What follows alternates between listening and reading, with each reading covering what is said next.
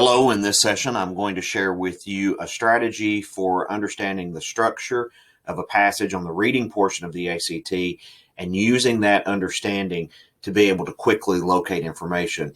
One of the best skills that you can have on the ACT reading portion is to be able to work very quickly. So I'm going to walk you through a passage. This is the literary narrative passage. That would be passage 1 from the April 2018 test. So you can find this online as form A09 if you want to download it and take the actual test before you listen to this video session.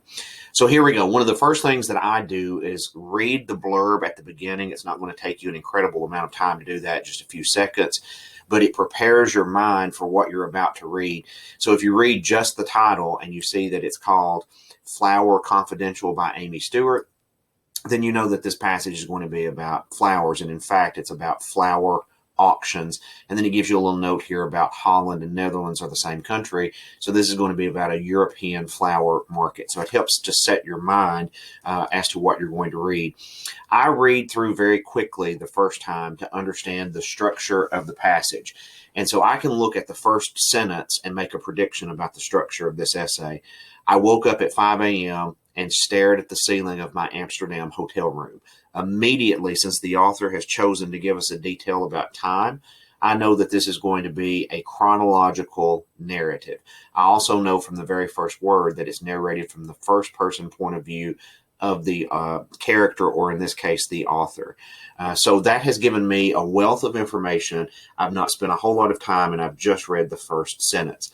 So this entire first paragraph is about the present tense narration of something that's happening in the moment. I want you to notice what happens in paragraph 2. It begins to talk about this Dutch flower auction. It's known around the world as a remarkably high-tech, high-speed way to sell flowers, but it had modest beginnings. And it begins to talk about how this market, this auction for flowers, began in 1911. Then you notice there's another date down here. So notice what's happened. In the first paragraph, I knew that I was in the present tense, 5 a.m. It's going to narrate the present tense. In the second paragraph, the author goes back and gives me details about the auction in 1911, the auction in 1968. So that paragraph is about the history of the auction. So I begin to suspect that there's a pattern here, that I'm going to go back and forth between a paragraph that's in the present tense and then a paragraph that gives me background information. And sure enough, that happens to be the structure of this passage. Paragraph 3, back to the present tense. Now the author is on the bus taking me through Amsterdam, getting to the auction and comparing it to the auctions in Europe versus those in the United States. Next paragraph. So again, notice present tense, history. Present tense, this paragraph is going to go back and give me some history. The existence of this auction highlights one major difference between flowers destined for the European market and those sold in the United States. So here it gives me a contrast of those markets. The very last paragraph goes back to present tense narration by the time the bus pulled into the large circular driveway. So I have spent maybe 90 seconds reading through, skimming the passage. I know the topic. I know the structure. I know the chronological order. I know which paragraphs are going to give me background information and which paragraphs are going to give me information about the present tense. That is a hugely useful tool when you start looking at questions and try to work quickly back to the answers. So let's think about another strategy here as we look at the 10 questions that go along with this passage. You will find that there are 4 questions in this particular passage that give you a direct line reference. Question number 4 gives you a line reference. Question number 5 gives you a line reference. Question number 7 gives you a line reference, and 8 gives you a line reference. The other 6 questions, you're going to have to be able to go back and find where that answer is located. And in many cases, you're going to have to make an inference about the information that's given to you. So if you are running out of time on this passage, it might be a good strategy to look at the 4 questions that give you a direct line reference first. That way you can work quickly and probably find the correct answer to those 4 questions, and then go back and look at the other 6 And if you run out of time on a question that didn't give you a direct line reference. So let's utilize that strategy and look at question number 4 first. Question 4 says the information between the dashes in lines 23 through 25 most strongly suggests that flower markets generally tend to. So I go back, I find those dashes, and right there they are, line 23, line 25. Between the dashes, it says this: the history of flower markets everywhere is that as soon as there is one, there are two. So before I even look at the choices, I think about, what does that tell me? Well, it tells me that this is a competitive market, that if a flower auction market is going to be successful, then someone else is going to come in and compete. So I go back to my choices and I try to find the answer choice that suggests that. And in this case, it is H, operate in a competitive atmosphere. Look at question number 5. Again, it gives me a line reference for 45 based on the author's discussion of the exhausting journey experienced by flowers sent to auction. The author would most likely agree with the idea that these flowers. This is an inference question. It's not going to directly tell you the answer. So I'll go back to line 45, and it says a flower can spend a week making its way through a maze of warehouses, airports, auctions, and wholesale markets, and it will emerge from this exhausting journey, here's the key, looking almost as fresh as the day it was picked. So the idea in this sentence is a flower goes through a long life before it actually ends up in the consumer's hands, yet the flower ends up looking as fresh as the day it was picked. So I need to find the choice that says that, and in this case it's A, that flowers are surprisingly resilient. Now here, let's step aside and think about the importance of vocabulary. If you didn't know what the word resilient means, then you're going to have trouble picking that out as the correct answer. I cannot emphasize too much how important it is to read and have a really good vocabulary. Now, if you look at the rest of them, they just don't make sense in the context. You could pick that by process of elimination, but you need to know that the word resilient means that something bounces back quickly, or that it endures any sort of hardship and is able to persevere. And that's what that line indicates about the flowers in the market. Let's look at number 7. It's also a vocabulary question. As it is used in line 18, the word modest most nearly means. You go back to line 18 and you find that it says it had modest beginnings. It was in a cafe.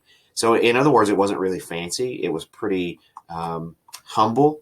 And you go back here and you see that B is the correct answer. Modest means very simple.